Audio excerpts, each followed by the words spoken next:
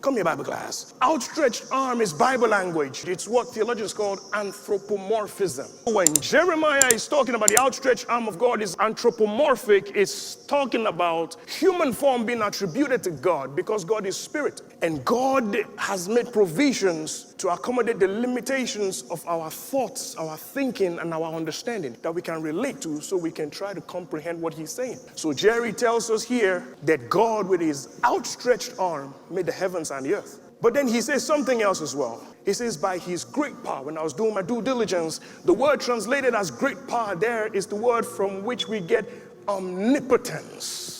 Theologians tell us the omnipotence of God is the attribute of God in which God is limitless.